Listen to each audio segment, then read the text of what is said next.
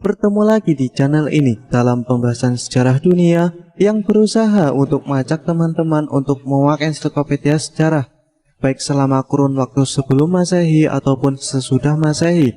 Pada pembahasan kali ini, kita akan membahas tentang seputar sejarah Persia kuno. Siapa yang tidak kenal dengan Cyrus the Great? Ia adalah raja keempat Ansan dan raja pertama Kekaisaran Achaemenida. Pada awalnya, Persia adalah daerah bawahan. Namun di dalam kepemimpinannya, Cyrus terus memperlebar wilayah kekuasaannya.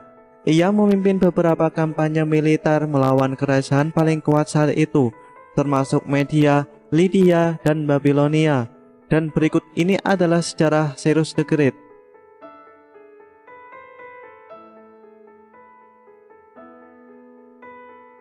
Tidak banyak yang diketahui tentang kehidupan awal Cyrus. Berbagai tradisi lisan yang berkaitan dengan kelahiran dan masa mudanya hanya dilestarikan dalam karya penulis seperti Herodotus, Ctesias, dan Xenophon yang menyajikan kisah kontradiktif yang sebagian besar bersifat legendaris. Menurut catatan Herodotus yang paling terkenal, Cyrus merupakan putra Raja Persia yang bernama Kambises dan putri kerajaan Media yang bernama Median Mandane. Menurut prasasti Achaemenid kontemporer seperti Silinder Cyrus dan prasasti Behistun, Cyrus menjadi Raja Ansan meneruskan ayahnya yang bernama Kambises. Awal prestasi besar Cyrus adalah dengan menaklukkan atas ibu kota Median, yaitu kota Ekbatana. Ada dua sumber versi yang berbeda atas penaklukan ini. Sumber pertama berasal dari Silinder Nabonidus dari Sippar. Menurut sumber ini, Cyrus bangkit melawan tuannya, yaitu Raja Median Astyages. Dalam sebuah pertempuran disebutkan pasukan Astyages yang jauh lebih besar berhasil dikalahkan oleh pasukan Cyrus. Sedangkan sumber kedua berasal dari kronik Nabonidus yang menjelaskan bahwa Astyages berambisi untuk menyerang Cyrus. Namun pasukannya mengkhianati dan berbalik mendukung Cyrus. Setelah kemenangannya atas Astyages, Cyrus mendirikan kota Pasar Gedai di lokasi pertempuran. Kota tersebut menjadi ibu kota Kekaisaran Achaemenida awal sebelum ibu kota Persia dipindahkan ke Persepolis. Pasar Gedai menjadi pusat kendali Persia dalam penaklukan Cyrus ke wilayah Timur Tengah lainnya. Setelah Cyrus sepenuhnya mengambil alih Ekbatana dan telah mengampuni serta memperlakukan Astyages dengan hormat, secara tidak langsung Bakteria secara sukarela juga tunduk dan mengakui kekuasaan Cyrus. Cyrus kemudian mengalihkan perhatiannya ke Sasa yang nomaden. Dia lalu menangkap raja mereka, yaitu Amorges, tetapi istri Amorges, Separeta, mengumpulkan 300.000 pasukan pria dan 200.000 wanita yang mampu memukul mundur pasukan Cyrus. Kedua pihak kemudian mengajukan perdamaian, dan Cyrus kemudian melepaskan Amorges serta bersekutu dengannya untuk menaklukkan Lydia.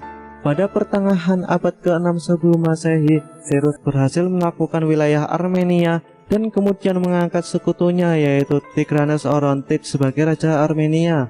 Herodotus mengklaim bahwa Croesus yang merupakan Raja Lydia memproklamirkan perang kepada Cyrus dengan menyeberangi sungai Halis dan menjarah Pteria, yaitu sebuah daerah yang terletak di wilayah Media yang telah ditutupi pasukan Persia. Kedua pasukan tersebut bertemu di daerah dekat Pteria, tetapi pertempuran itu berakhir dengan jalan buntu karena kedua pasukan yang seimbang. Ketika memasuki musim dingin, pasukan Lydia berbaris untuk pulang meninggalkan medan perang. Akan tetapi Cyrus memerintahkan seluruh pasukannya untuk mengejar pasukan Croesus.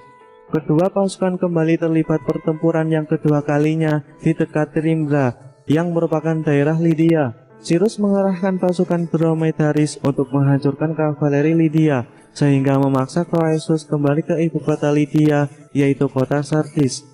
Pasukan Cyrus kemudian mengepung kota Sardis, dan di hari ke-14 selama pengepungan, kota tersebut dapat ditaklukkan. Setelah kejatuhan Sardis, Cyrus kemudian menempatkan bawahannya yang bernama Bakdes untuk bertanggung jawab atas kekayaan kota Sardis. Namun di kemudian hari, dia mengorganisir pemberontakan dengan menyewa tentara bayaran. Cyrus kemudian mengirim Mazares untuk melawan pemberontakan, namun jenderalnya mati. sehingga kemudian memerintahkan Harpagus untuk kembali ke Sardis dan melawan pemberontakan sebelum melanjutkan melakukannya di Asia Kecil.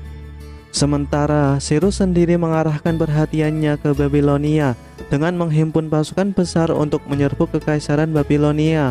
Pada tahun 539 sebelum Masehi, pasukan Persia berhasil mengalahkan pasukan Babilonia di dalam pertempuran Opis.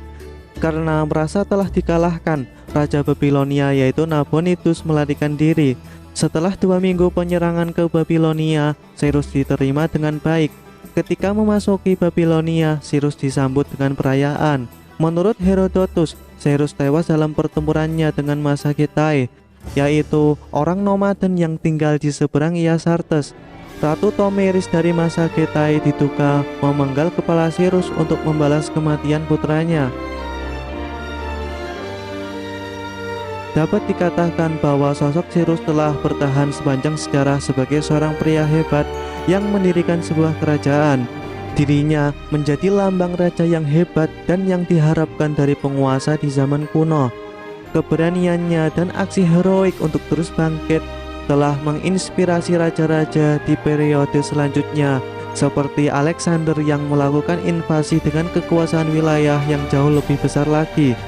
Pada tahun 1971, Iran merayakan ulang tahun ke-2500 berdirinya monarki oleh Cyrus the Great.